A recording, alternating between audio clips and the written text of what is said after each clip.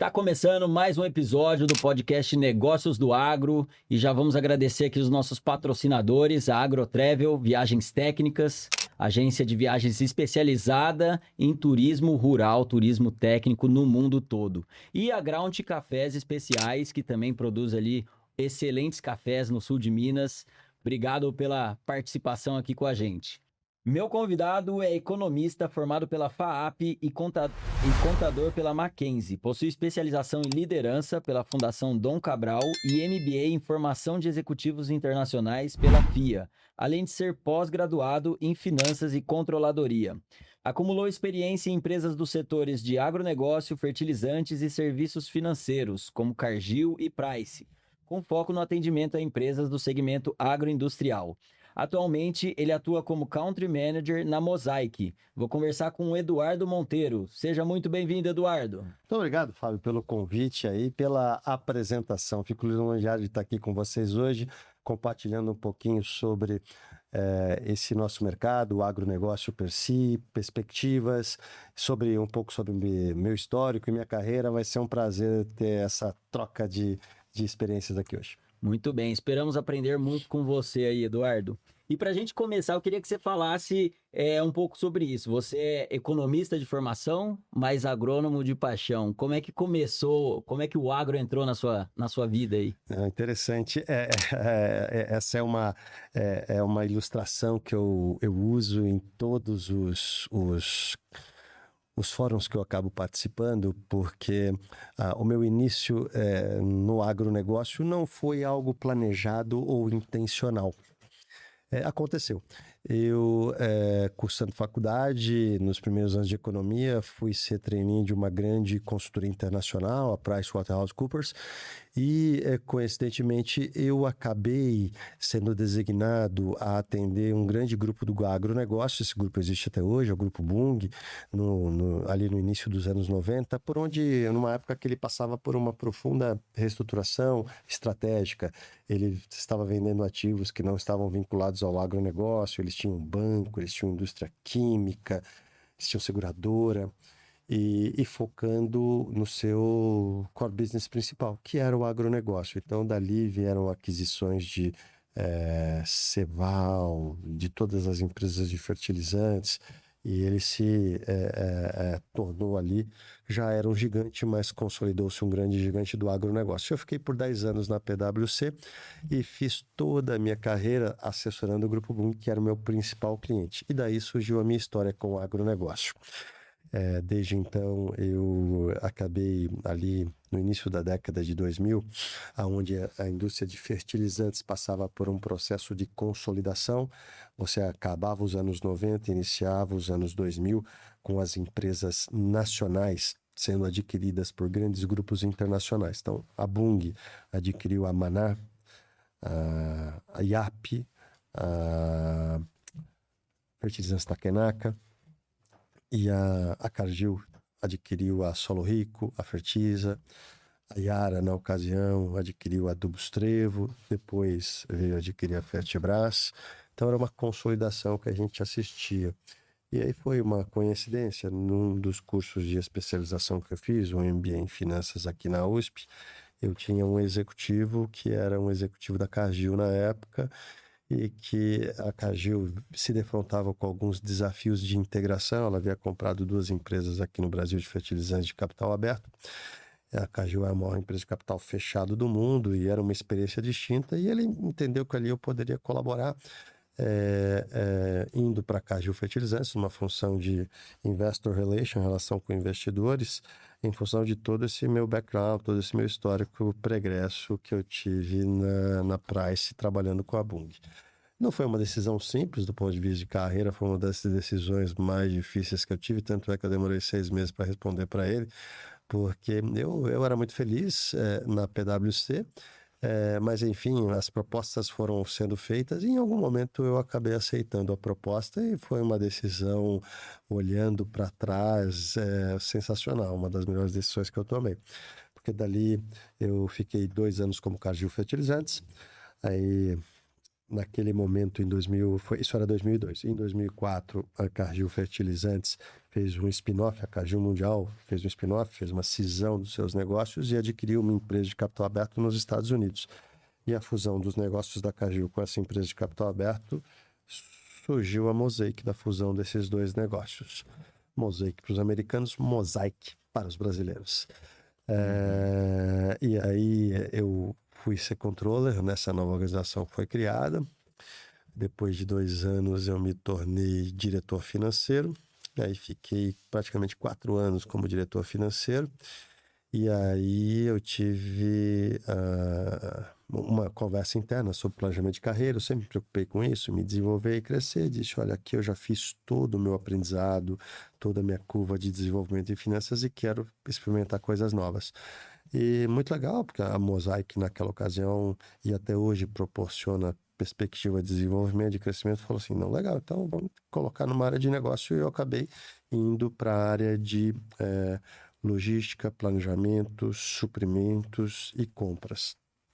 Foi uma experiência também muito boa. Eu era um executivo de finanças, passei a ser um executivo que tomava decisões ali do negócio e compras em fertilizantes, em distribuição de fertilizantes. É algo bastante intenso, porque você tem que saber o momento de comprar para você ser competitivo e poder vender, poder disponibilizar para a equipe comercial as melhores ofertas possíveis. Então foi uma experiência distinta de tudo aquilo que eu havia feito. E eu gostei dessa experiência. E aí, por ter gostado dessa experiência, 4 anos depois, eu fui convidado para cuidar da área comercial. E aí surgiu, você imagina, um cara de finanças, raiz, que teve uma experiência pregressa em supply chain, foi cuidar da área comercial, foi vender adubo, rapaz. E aí eu percebi que era, primeiro, um ambiente extremamente acolhedor, né? Pessoas sensacionais, eu gosto muito de conhecer, trocar experiências, trocar ideias. Mas eu percebi algo muito peculiar. Grande parte da formação dos profissionais de vendas da empresa de fertilizantes era agrônomo. E eu era praticamente uma ovelha negra na família, de uma forma positiva, mas aí eu resolvi adotar esse jargão, né? Olha, eu sou economista de formação, mas agrônomo de paixão, porque para vender adubo você tem que estudar agronomia. Sim. Eu estudei bastante. Obviamente que eu fui numa posição de liderança, me ajudou muito eu estar cercado de boas pessoas dentro da equipe, mas daí veio esse mantra que eu uso até hoje. E uma das coisas que eu também costumo falar, porque hoje, né, as pessoas... Eu fiquei mais 4 anos na área comercial e me tornei vice-presidente, e logo na sequência me tornei country manager da nossa atividade de distribuição aqui no Brasil.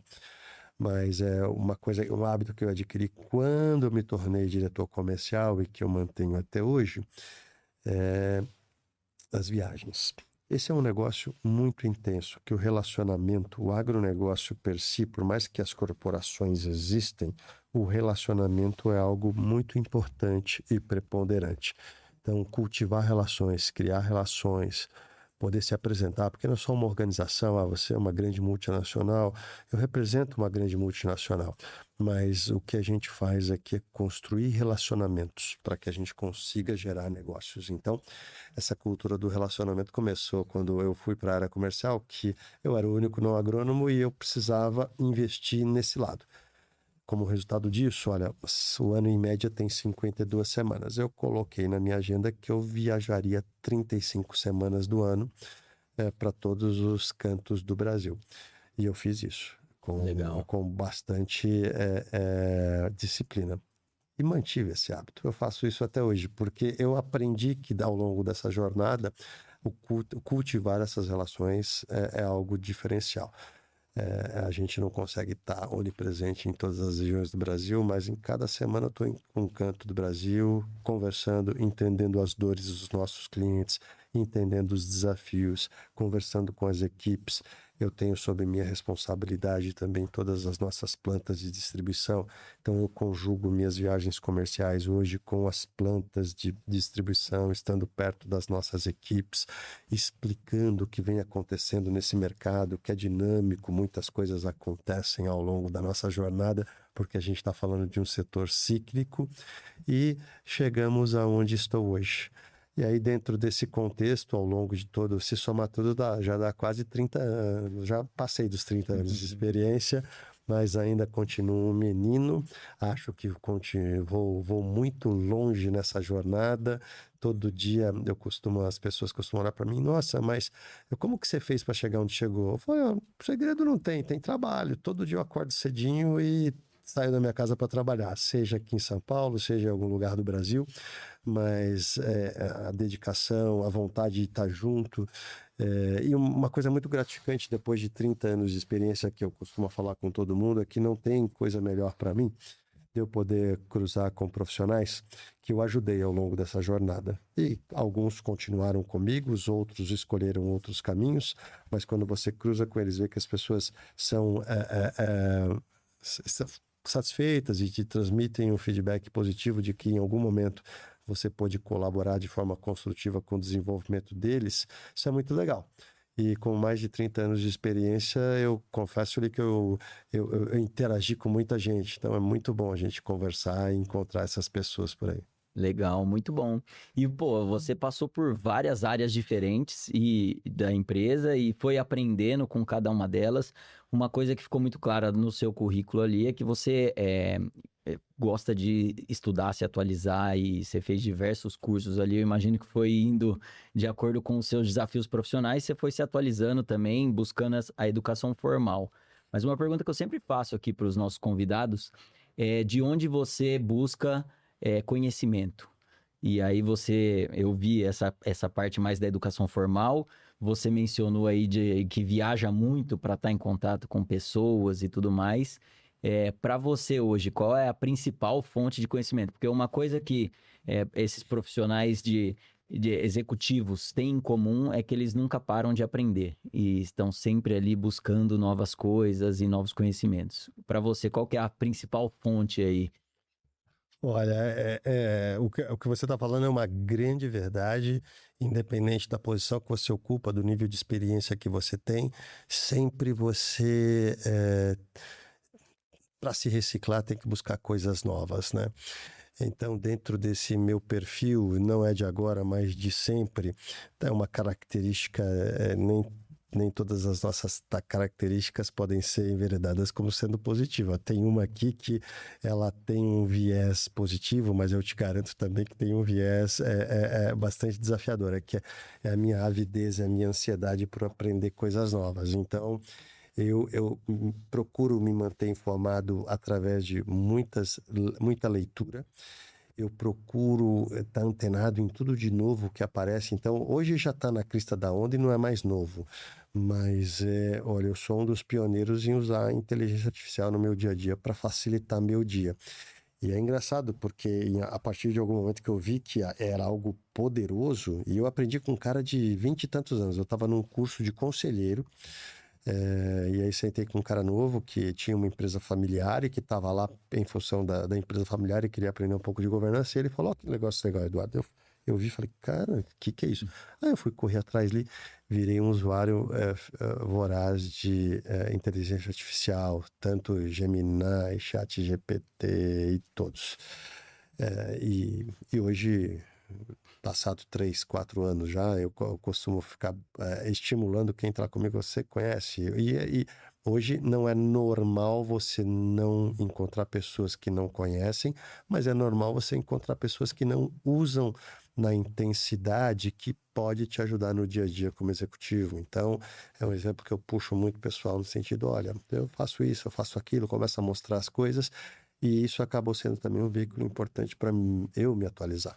Então, eu estou vindo para cá para o podcast Negócios do Agro. Eu entrei, me dá a ficha completa, quem são, quem não é. E aí, com base nisso, eu conheço vocês, acabo entendendo qual é o público de vocês, sendo mais seletivo, e faço isso no meu dia a dia. Eu estou indo para uma reunião, eu me preparo durante a semana, sempre com 2 dias de antecedência, eu entro na agenda, olho.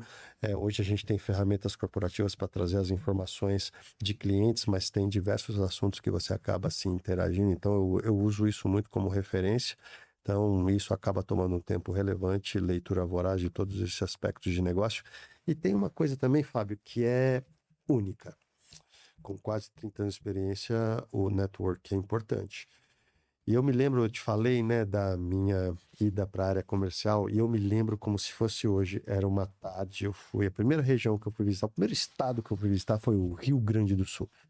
Rio Grande do Sul amado, um povo que tem muitos desafios na agricultura, passa por problemas climáticos e tudo mais, mas é impressionante como esse é a origem desse povo é identificado com a agricultura. E o primeiro cliente que eu tive a oportunidade de visitar foi o senhor Narciso Barizon.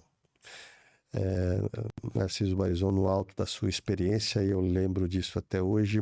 Eu disse para ele: senhor Narciso, contei um pouco do meu momento, né? E dizia: o senhor é o primeiro cliente que eu visito. Ele falou: é? E aí ele foi de uma generosidade sem tamanho. Então, senta aqui. A gente sentou na casa dele, eu não tinha nem planejado isso. Sentamos, era uma tarde fria, a lareira estava acesa. A gente teve uma conversa de 3 horas, uma lição de vida. Ele me falou dos desafios que ele tinha ao longo da vida. Ele é um empreendedor, agricultor, tem empresa de sementes. Me contou todos os seus desafios. E você não imagina o quanto e como ele superou. Você não imagina o quanto isso é rico e quanto que eu posso assimilar disso no meu dia a dia.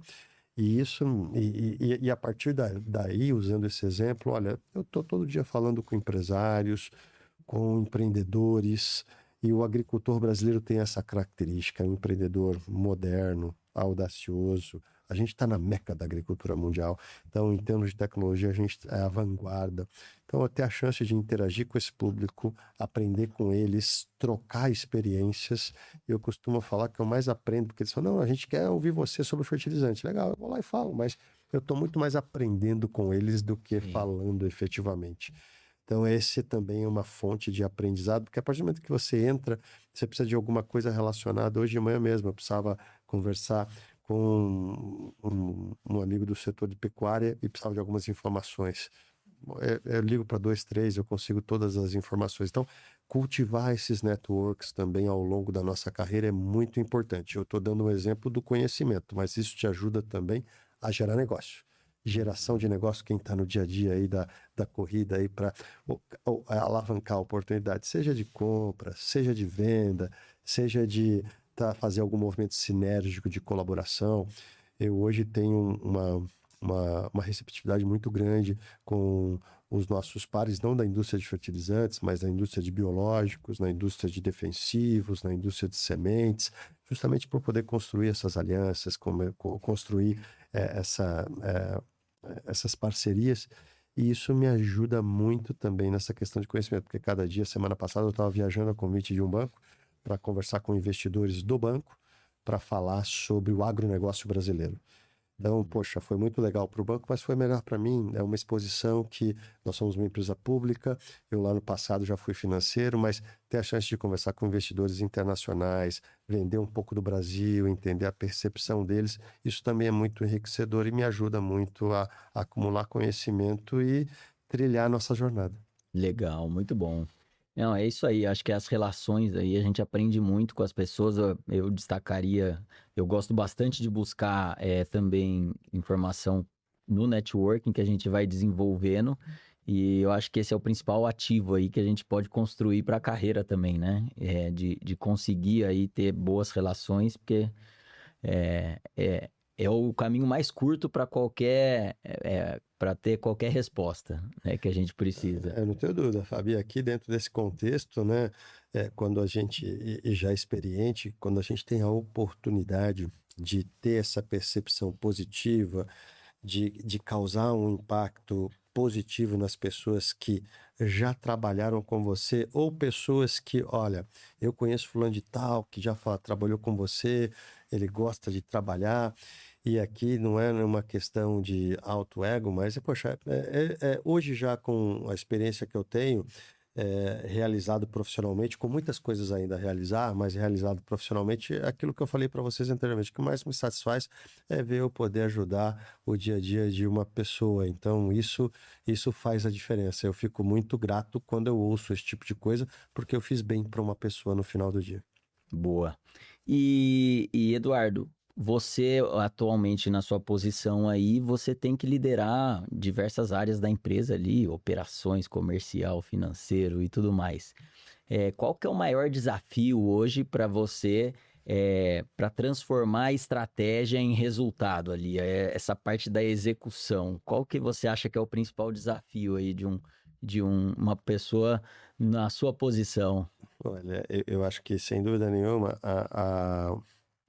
a capacidade de influenciar positivamente as pessoas que circulam o seu relacionamento profissional. Então, não é uma questão impositiva, não é você colocar porque você é chefe, mas é você mostrar de forma construtiva os caminhos que a gente tem que percorrer, que certamente vão nos ajudar a atingir determinado objetivo, atingir o sucesso profissional das nossas organizações. E a primeira coisa aqui, Fábio, é que você não faz nada sozinho. Isso também eu aprendi aí ao longo da minha carreira. Para você fazer grandes coisas, entregar grandes resultados, você precisa se cercar de pessoas capacitadas, competentes, bem qualificadas. E nesse processo todo, um erro que eu cometi algumas vezes na minha carreira, ninguém é perfeito, todos cometem. Lá atrás, no início, tentar criar um grupo de trabalho que pensa muito igual ao que eu pensava. E, cara, eu não precisava disso. Eu precisava de gente que pensava diferente para fazer um contraponto, para me desafiar, para olhar sobre outro prisma e outra perspectiva o assunto. Então, e a beleza de tudo isso quando você interage com diferentes áreas é justamente isso. Cada área tem uma expertise diferente, um background diferente. Você estimula as pessoas fazendo perguntas, mostrando determinadas situações, compartilhando experiências que vão despertar nessa pessoa um interesse legítimo de fazer o seu melhor e ajudar a ele a executar essa tarefa. Então, capacidade de influenciar pessoas é um diferencial importante, independente do título ou do cargo. Então, isso é um atributo que eu vejo como sendo fundamental. Ter uma capacidade, e aí isso já é um clichê geral, mas a capacidade de influenciar não é só falar, é ouvir. Então, você tem que ter uma escuta ativa dentro desse contexto para ter o discernimento adequado e chegar ali em boas conclusões para as nossas organizações ao final do dia. Outra coisa importante é entender o como, né? Ser muito respeitoso, respeitando as diferenças que você tem. Cada pessoa pensa de uma forma, cada pessoa tem sua origem, tem seu credo, tem sua religião. O importante é você respeitá-las. E aí isso extrapola até para o ambiente externo. Como eu tenho uma interação muito grande com diferentes companhias, cada companhia, cada empresa tem a sua cultura. E não existe certo ou errado em cultura. Você tem que respeitar a cultura do seu cliente, do seu fornecedor, do seu parceiro comercial. Então, essa capacidade de poder navegar aqui dentro desses diferentes perfis, estilos de organização, de atuação é importante. E hoje, no setor que eu atuo aqui, você tem também uma característica fundamental, Fábio, que é saber lidar com o incerto, saber lidar com a incerteza. Se você me perguntar, a gente estava falando aqui um pouco antes da gravação, né, sobre esse episódio vai ao ar daqui a tantas semanas. E eu disse a vocês, ó, daqui a tantas semanas o mundo pode mudar. E essa questão, hoje é importante que a gente tenha profissionais que tenham essa flexibilidade, essa capacidade, essa adaptabilidade de lidar com diferentes cenários. Eu estou no mercado que há algumas semanas atrás a gente falava de um risco iminente de poder faltar produto. Acontece que, como a gente teve situações logísticas importantes e desequilíbrios de preço muito grandes, hoje a discussão ela pode ser faltar produto, mas ela está muito mais atrelada a uma questão de capacidade de pagamento, porque os custos se elevaram demais. E aí está a habilidade de você poder entender esse contexto e se preparar para lidar. Olha, a nossa preocupação de 4 semanas atrás não é mais a mesma preocupação. Hoje a preocupação é outra. A preocupação é a capacidade de pagamento, que a gente chama de affordability por parte dos produtores. Então, essa adaptabilidade e flexibilidade são fundamentais para os profissionais de hoje. Legal. E como você acha que as pessoas conseguem desenvolver isso? É por repertório, eu imagino, né? Quanto maior o seu repertório ali de conhecimento, maior as chances dela conseguir buscar soluções e trabalhar melhor essas incertezas. No seu caso, você passou aí por diferentes áreas da empresa, você conhece muito mais a fundo ali vários setores diferentes e isso certamente te ajuda a ter uma visão mais global ali do negócio, né? Você acha que você ter passado por essas áreas diferentes e ter aprofundado em cada uma delas contribuiu aí para essa... É importante nesse processo aí de lidar com incertezas, de se adaptar? Não, sem dúvida facilita e contribui. Quando você lidar com temas aonde você de alguma forma tem familiaridade, já foi exposto e conhece, você consegue contribuir de forma muito mais concreta e efetiva. Então, falando da minha formação inicial, finanças, processual, é importante, processos em finanças. Aí eu fui para a área de negócio, aonde, olha, os processos são fundamentais, mas quando você une o processo com essa capacidade de adaptação e aí você criar circunstâncias para que você consiga fomentar novos negócios, poxa, isso tem um diferencial, é um ativo importante. Então, hoje, quando você conversa com jovens profissionais que falam, olha, o que você recomenda que eu faça para que eu cresça e me desenvolva na carreira? Eu uso uma expressão que eu repito várias vezes, olha, você tem que construir pontes com as outras áreas. Você não, em algum momento, você não precisa ser expert, não dá para ser também generalista ao extremo. Você tem que construir pontes para ter um mínimo de conhecimento e poder ter pessoas que vão te ajudar a complementar ideias e fazer as pontes de modo que isso te facilite no seu dia a dia. Uma das pontes que eu costumo ilustrar muito na indústria de fertilizantes é o quê? Eu já trabalhei no buy side, quando eu cuidei da área de procurement, comprar as matérias-primas para assegurar que o time comercial tinha toda a competitividade necessária. Eu já trabalhei na parte comercial, no sell side, onde a gente ali tem como objetivo entregar para o nosso cliente a melhor solução em termos de nutrição de safras, biológicos, mas sempre de forma competitiva. Quando você trabalha nas duas áreas e você consegue conectar, e hoje, com a experiência que eu tenho, falando com o pessoal da ponta, que é quem consome o nosso fertilizante, com a nossa cadeia de suprimento, com o nosso time de operações, e poder colocar para eles o contexto de mercado é muito poderoso, porque dali você consegue tomar decisões importantes.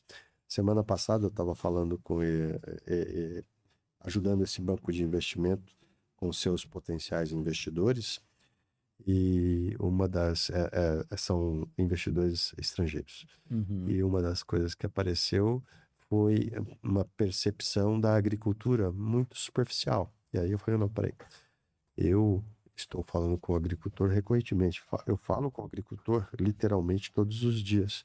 A percepção hoje da agricultura no campo é diferente daquela que você está colocando aqui, porque você só viu um lado da equação. Então, quando você consegue ter essa amplitude de conhecimento e conectar os dois pontos, ótimo. E a parte de finanças me dá um background importante, porque, olha, no final você vai ser medido pelos seus resultados.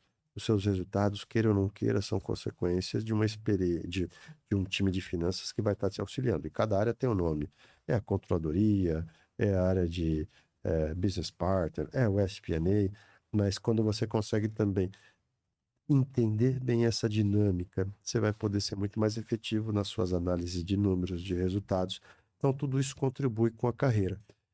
Mas essa possibilidade de navegar em diferentes áreas, conectar isso ao seu objetivo e à sua atividade, fazem aí um diferencial importante e vai ajudar qualquer profissional que deseje crescer e se desenvolver. Agora, você tem profissionais também que querem ser especialistas, e olha, super respeito. Tem caras aí que querem ser especialistas, desenvolvem, por exemplo, análise de. A gente tem uma área de inteligência de mercado. Pô, o cara conhece tudo do mercado agrícola brasileiro. E ele gosta de fazer aquilo. Pô, que legal. Então, e faz bem feito, viu? Faz na plenitude perfeito. Então, você tem que respeitar as escolhas. Eu dei um exemplo hipotético aqui, mas são escolhas que são feitas e a gente tem que respeitar. Engenheiros também tem carreiras onde o pessoal quer ser, quer focar na sua área de expertise. E, poxa, foca na sua área de expertise e se torne um grande profissional. Mas, como você perguntou do meu exemplo, eu dei essas ponderações, mas respeito todas as tribos no final do dia. Tem que ser tem que ser bem plural. Isso aí. Muito bom. Eduardo, a gente vai fazer uma pausa aqui para agradecer os nossos patrocinadores. Eles trouxeram aí um presentinho para você. Você gosta de café ou não? Eu adoro. Aí, ó, Adoro. pronto. A gente tem a Ground Cafés Especiais. Tá mandando esse presente aí para você, provar o cafezinho. Eles são lá do sul de Minas, 100% arábica.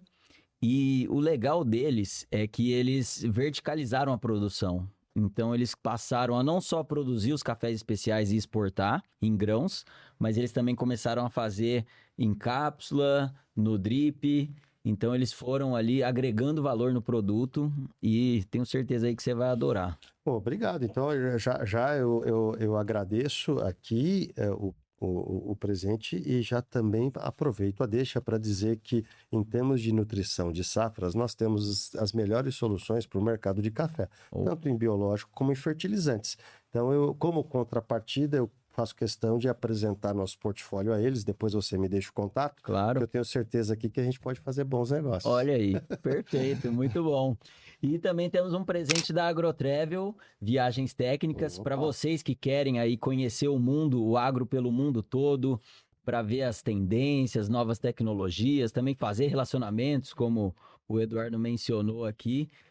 As viagens são excelentes. Obrigado. E a Agrotravel deixou esse presente aí para você, para as próximas viagens aí para você usar. Obrigado, vai ser um prazer. E aqui, ó, a colocar a mala a etiqueta na mala, A capa de passaporte. Guardar o passaporte aqui. Boa. É isso aí. Muito bom. Maravilha. Bom, Eduardo, voltando agora, vamos falar um pouquinho a gente falou bastante aí da sua carreira, e agora vamos falar um pouquinho do mercado, né? Então, o Brasil é uma potência mundial, mas ainda depende muito de fertilizantes, de importação de fertilizantes, né? Então, eu queria que você falasse um pouco aí sobre esse mercado de fertilizantes aqui no Brasil e a questão da dependência externa que a gente tem, que agora com o cenário internacional desafiador que a gente está vendo, parece que o fertilizante virou um ativo estratégico, né? Deixou de ser uma commodity e virou algo estratégico para o nosso agro. Então, queria que você desse o seu panorama aí desse mercado, principalmente aí nos últimos 2 anos aí que teve todo esse agito aí, esse chacoalhão. Não, obrigado, Fábio, pela pergunta. Bem, vamos iniciar aqui para definir alguns conceitos importantes para ser bem didático. O fertilizantes, ele, guardado as devidas proporções, existe uma inferência, principalmente por parte do público urbano, e vocês são um podcast, de que fertilizantes e defensivo é a mesma coisa. Não é. Ambos são importantes, mas o fertilizantes é o alimento e o defensivo é o remédio. Exato. E aí, dentro desse contexto, falando do alimento, são 3 macronutrientes principais: o nitrogênio, o fósforo e o potássio. O nitrogênio, ele vem basicamente da indústria do petróleo, gás, e do gás você aí fabrica as diferentes fontes de fertilizantes nitrogenados.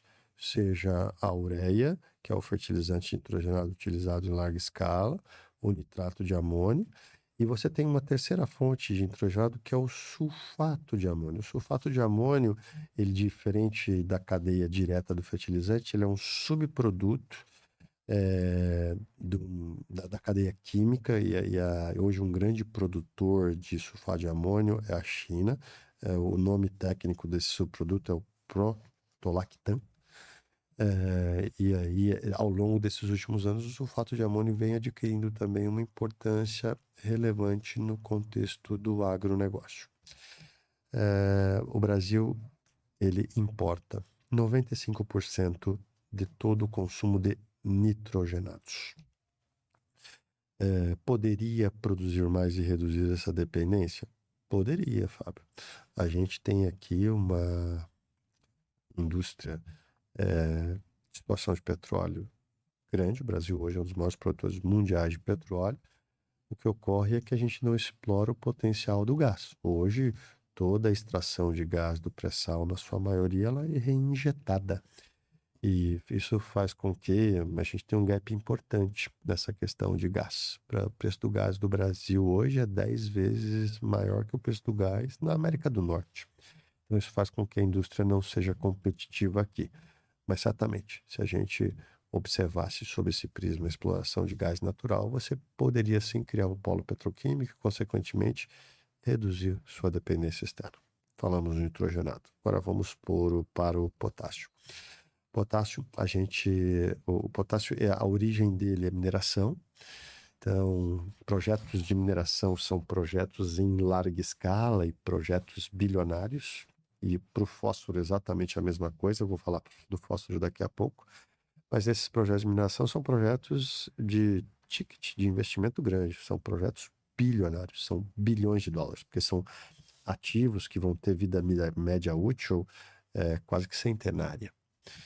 Então, dentro desse contexto, para você, o Brasil tem reservas? Tem, o Brasil tem reservas. O Brasil, quanto que o Brasil consome ou importa hoje?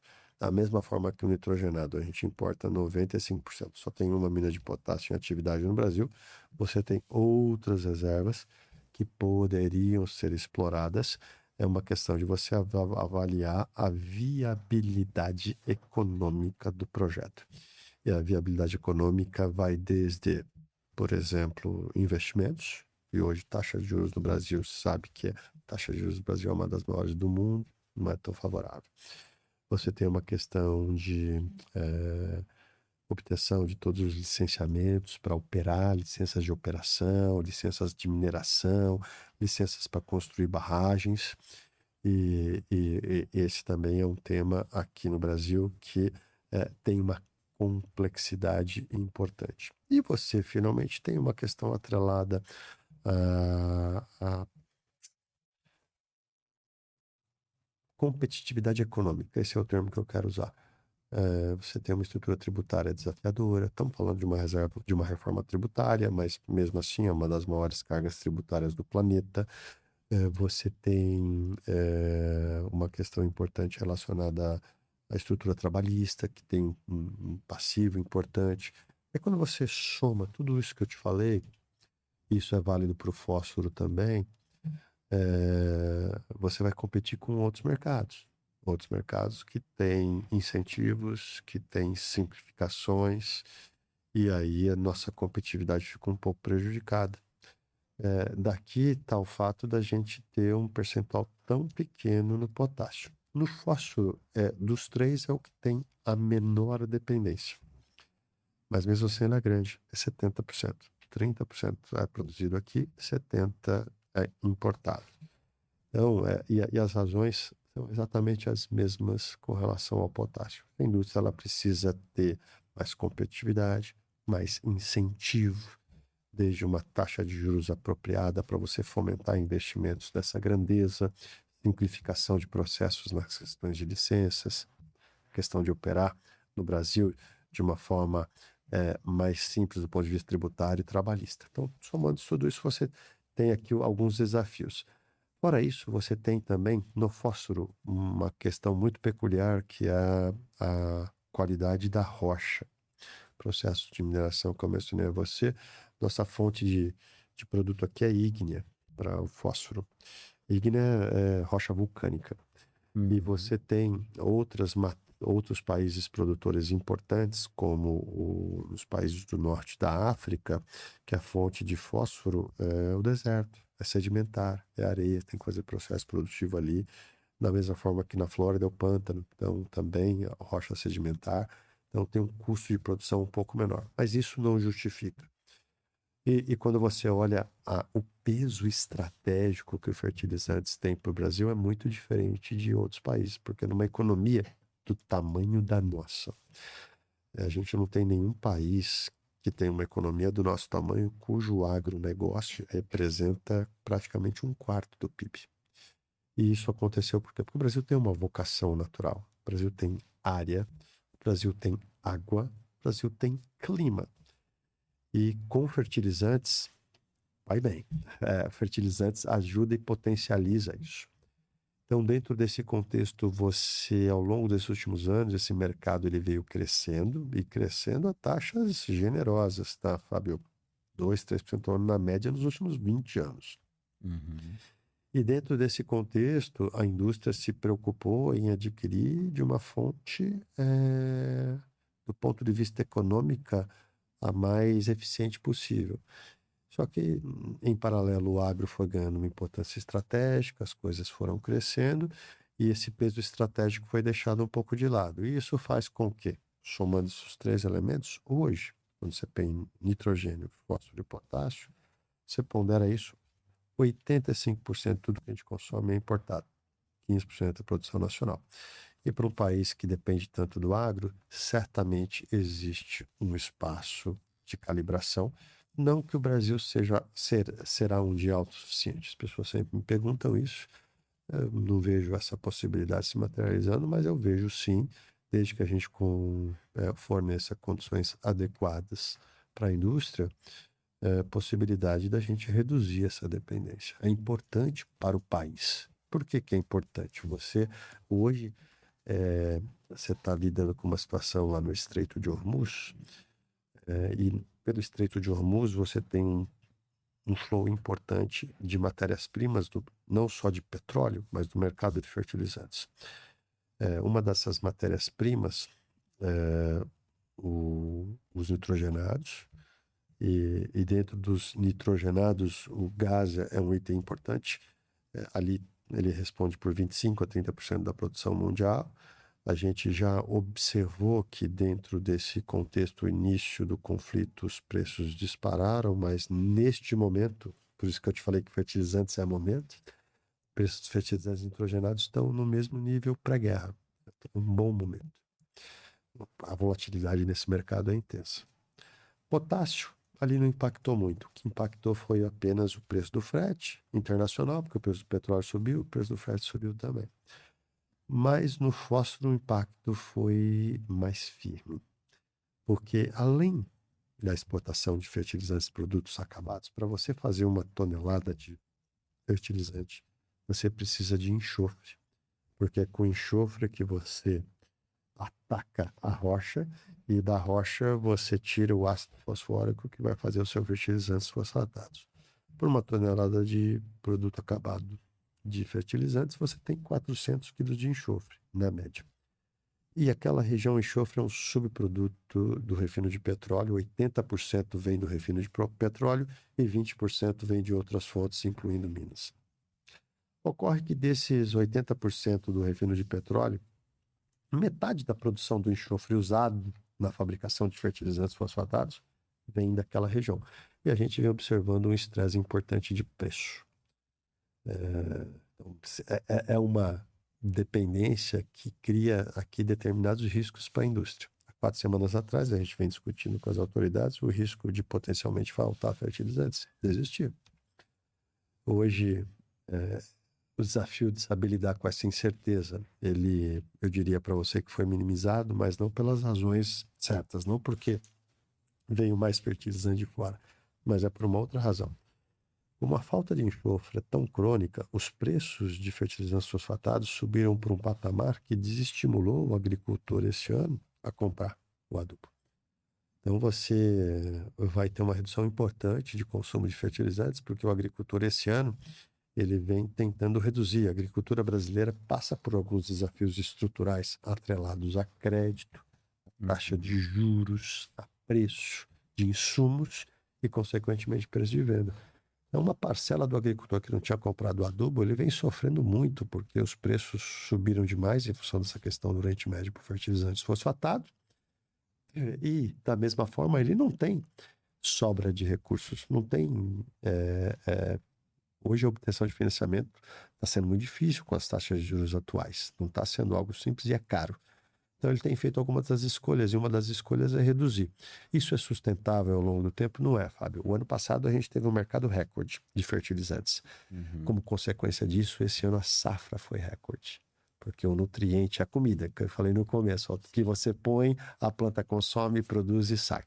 Então, o solo ainda tem algumas reservas? Tem. O produtor está se aproveitando dessas reservas para que ele reduza temporariamente esse ano, correndo o risco de eventualmente poder faltar, e quando faltar, a consequência disso é uma menor produtividade.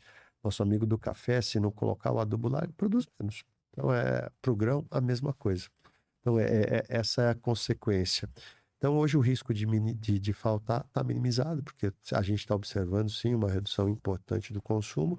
Agora, o preço não está, porque toda essa incerteza relacionada ao enxofre, por mais que a guerra acabe hoje, como ficaram 11 semanas sem abastecimento, e além disso você não sabe qual é o impacto na cadeia produtiva, porque essas refinarias de petróleo elas podem ter sido avariadas, a gente olha com apreensão qual é o impacto nos preços de enxofre que podem se perpetuar aí por mais um tempo. Não é imediato isso como foi no nitrogenado.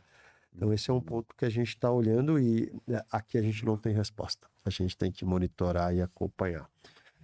E aí dentro desse contexto todo, para fechar a nossa análise aqui, que eu já entrei até em outros aspectos, o que a gente observa hoje é que, objetivamente, o risco de faltar fertilizantes é pequeno, mas você tem essa questão, a gente usa uma expressão, trabalho numa empresa americana, então affordability, a capacidade de pagamento por parte do produtor.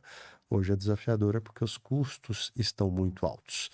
E a gente vem trabalhando junto às principais entidades governamentais aqui, sensibilizando as autoridades, porque a gente precisa, hoje a indústria precisa de um apoio, porque para que o preço do fertilizante seja mais impactado, a indústria precisa de um subsídio, porque hoje a gente não consegue produzir de uma forma economicamente equilibrada com o preço do enxofre como está. E aí vai uma história engraçada do enxofre, tá? O enxofre, o problema não é só o Estreito de Hormuz, o problema do enxofre vem há 4 anos, Fábio. Quando a gente teve o conflito de guerra de Rússia e Ucrânia, a Rússia também é um importante produtor de enxofre.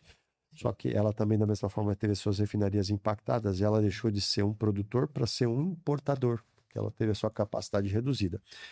E fazem 4 ou 5 anos que a gente vem também observando um outro fator, essa capacidade de conectar pontos, que é a mudança da matriz energética, a eletrificação. Você vê hoje nas ruas a quantidade de carros híbridos, carros elétricos, você vê a robotização, você vê os data centers, e para você fazer isso, você precisa de 2 metais importantes, o lítio e o níquel. E para você industrializar o lítio e o níquel, você precisa de enxofre, da mesma forma que você precisa para o fósforo. E há 4, 5 anos atrás, quando o preço do enxofre era $100, era uma coisa. Quando essa indústria veio, ela se tornou relevante ao longo dos últimos 4, 5 anos, ela puxou o preço do enxofre para $500. Nossa. E a gente não vê o agricultor na ponta, o preço do fertilizante não subiu 5 vezes. Aliás, o agricultor reclamava, poxa, os preços dos insumos caíram, do fertilizante não. O fertilizante não caiu porque o preço do enxofre subiu 5 vezes ao longo desses últimos 5 anos. E depois da guerra, mais que dobrou, foi para 1.250. Por isso que eu digo que quão é sensível essa questão da indústria de produzir fertilizantes fosfatados nesse momento, e a gente observa aí empresas como a nossa, que estamos aqui calibrando as ofertas, porque não é economicamente sustentável a gente produzir para eventualmente ter prejuízo. Então a gente vem hibernando algumas das nossas plantas, aqui no Brasil, na América do Norte, da mesma forma, hibernando parcialmente. A gente também observa outras empresas ao redor do mundo fazendo a mesma coisa, norte da África, empresas do Marrocos, que é um player importante, está fazendo isso também. Você observa países se preocupando com essa questão da segurança alimentar. Então, a China, ela com restrição às exportações de ácido sulfúrico, restrições de exportação de fertilizantes fosfatados, para garantir que o abastecimento ao mercado local seja priorizado e que os preços não sejam tão altos. A Rússia costuma fazer a mesma coisa. Recentemente, a Rússia também ela colocou algumas restrições com relação à circulação do Cazaquistão, que é um grande produtor de enxofre, exporta esse enxofre. Para exportar, tem que passar pela Rússia. Ela restringiu a passagem pela Rússia porque ela quer garantir o abastecimento do mercado russo também. E isso traz toda essa incerteza e traz mais um componente a esse mercado de fertilizantes que justifica esses preços altos aí de fertilizantes fosfatados. E dentro desse contexto, esse é um desafio para a indústria. Mas eu costumo dizer também, Fábio, que a agricultura brasileira é resiliente. A gente está na meca do agronegócio mundial. E eu tenho certeza que isso é absolutamente temporário. A gente tem que ter a flexibilidade de se adaptar ao momento, ser muito transparente com nossos stakeholders. Então, eu costumo usar esses fóruns para contar essa história. Eu prefiro que eu contar a minha história do que ter alguém contando a minha história. Assim, as pessoas compreendem, entendem, tiram os fantasmas de achar, não, a empresa está querendo especular, aumentar o preço. Não, nós estamos sendo um grande prejudicado, nossos custos estão muito altos. E existe uma razão econômica para isso, é a chance da gente explicar isso. É a chance da gente também sentar com os nossos funcionários e poder esclarecer dúvidas, porque você imagina o sentimento de incerteza que gera-se em torno da nossa força de trabalho. E mais importante, o que você vai fazer? Olha, eu vou focar naquilo que eu tenho controle. O que eu tenho controle? É a gestão do dia a dia. Nossa atividade ela tem como característica uma questão de periculosidade importante. Segurança é o nosso valor número 1. Time focado nos nossos itens de segurança, processos e procedimentos internos, independente da área que se trabalha. Item número 2, tão importante quanto custos, competitividade. Focar nisso. Aquilo que estiver sob nossa gestão, vamos tentar ser o mais eficiente possível. Terceiro, ser transparente com nossos stakeholders, o público externo, sejam clientes, sejam fornecedores, para explicar o que está acontecendo e dentro desse contexto poder contextualizar o motivo pelo qual a gente vem passando aí por esses desafios da indústria. Muito bom, que aula. Excelente análise, ô Eduardo. E você comentou aí que de 4 anos atrás a gente já começou a ter um movimento, né, do preço subir e tudo mais. No passado, houveram outros momentos desafiadores como esse?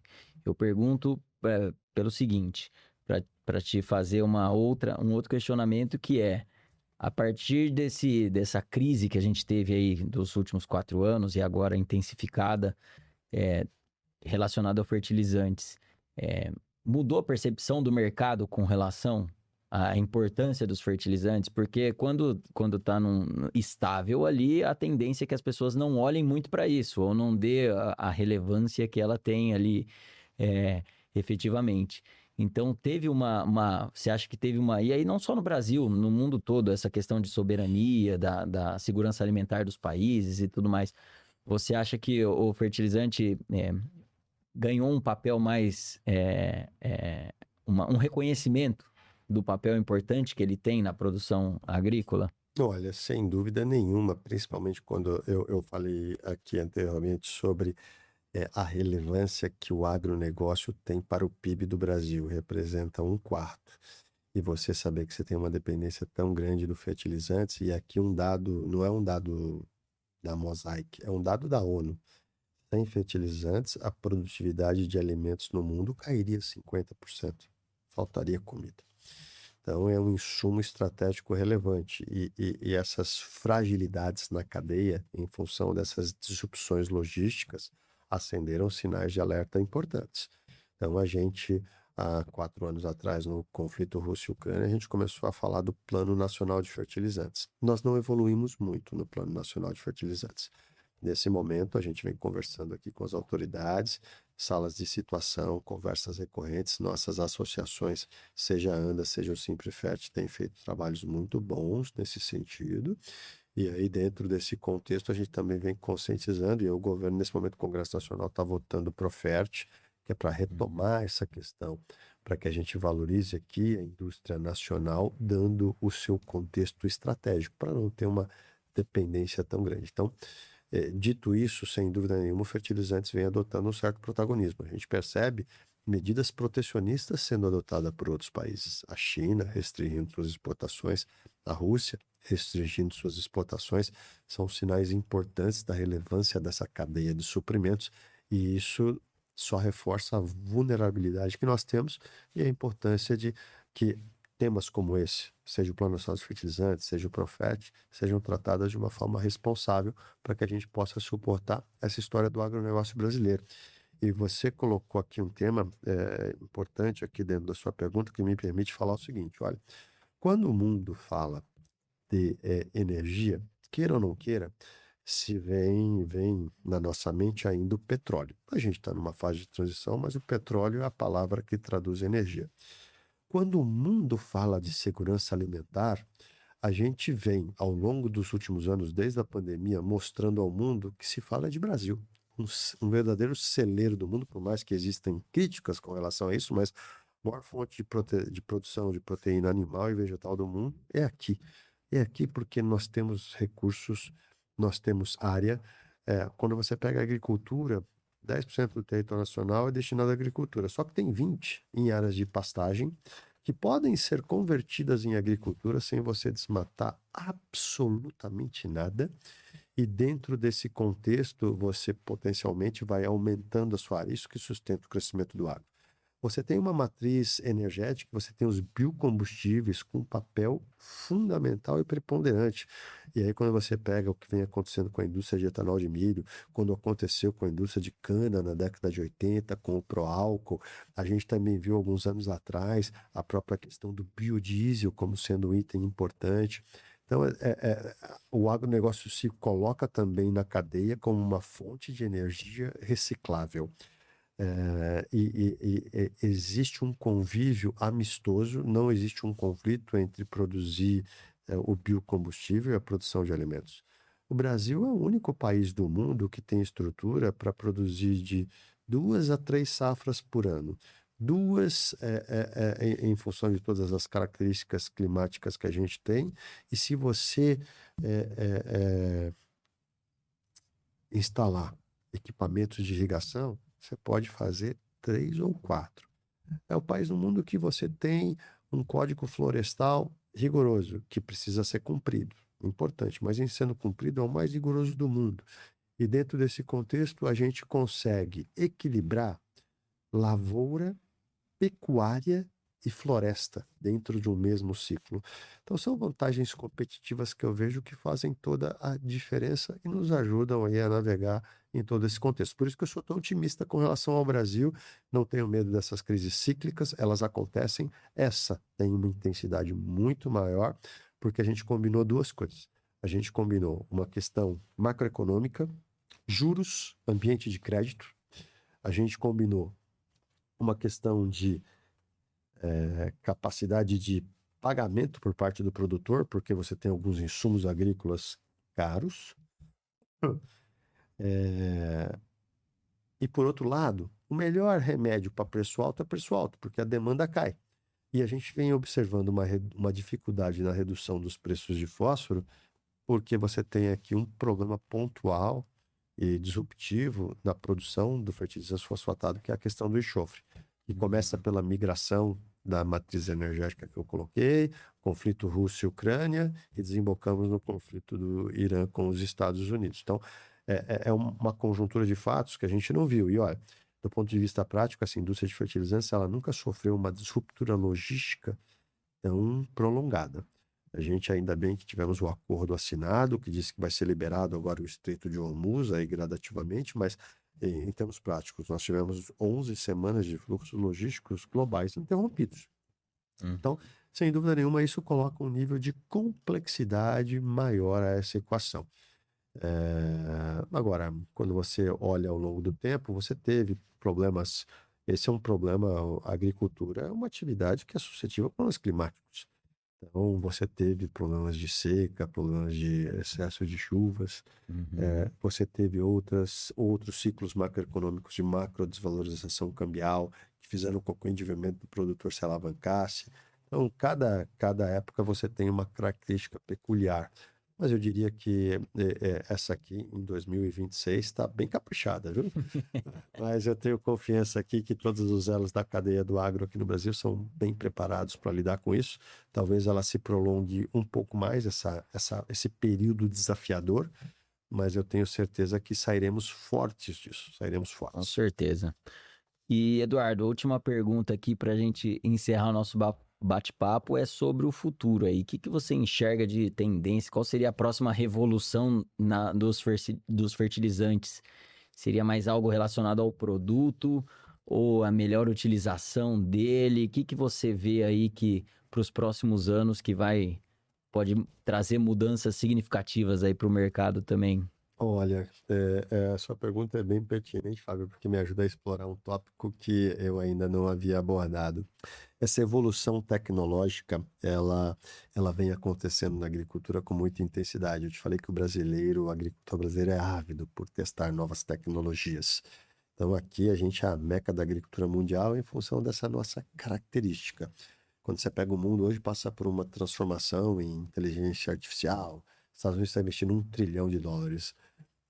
Nós não estamos nessa onda, mas na agricultura a gente lidera o mundo, porque aqui nós temos as pessoas mais qualificadas que podem lidar, desenvolver e entregar.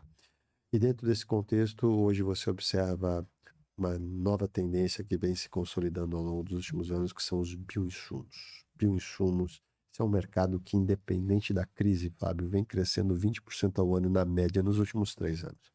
E esse ano eu acho que cresce até mais do que 20%, porque vai capturar uma oportunidade interessante. Como fertilizantes, tem um nível de precificação ficou muito alto em função desse conflito bélico. Você tem hoje produtos que não substituem, você não substitui, mas ele complementa, e esse complemento, teoricamente, na proposta de valor, ele aumenta a produtividade. Mas no contexto que a gente vive, que olha, tá difícil aqui a gente encontrar recursos para comprar toda a dose, a gente vem observando que o agricultor brasileiro vem reduzindo um pouco a dose de fertilizantes, ele não vai compensar, mas tem usado muitos solubilizadores de solo, que são soluções biológicas, são micro-organismos vivos que restauram a saúde do solo, numa linguagem muito simples, ajuda a planta a aprofundar sua raiz. A raiz é por onde a planta consome seu alimento, é a boca, e aí ela consegue otimizar. Não vai substituir integralmente fertilizantes, não vai, mas vai minimizar. Então aqui é um upside importante. E isso a gente vem observando a evolução ao longo dos últimos anos. Eu te falei bionutrição, mas biocontrole da mesma forma. Se você utilizar aqui micro-organismos vivos para o combate à praga, e isso aqui, a gente tem uma vantagem competitiva em relação às outras regiões, porque no hemisfério norte você tem o inverno. E o inverno é o melhor remédio, porque no Sim. inverno a neve vem e acaba com todas as pragas. Aqui não, a gente não tem o inverno. Então a gente tem os ciclos recorrentes.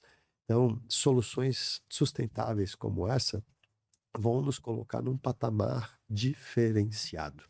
Então, eu vejo a agricultura nessa questão das biosoluções, tanto em nutrição como em defensivos, uma tendência aqui que vai marcar a época, como a gente vê a inteligência artificial agora também marcando época.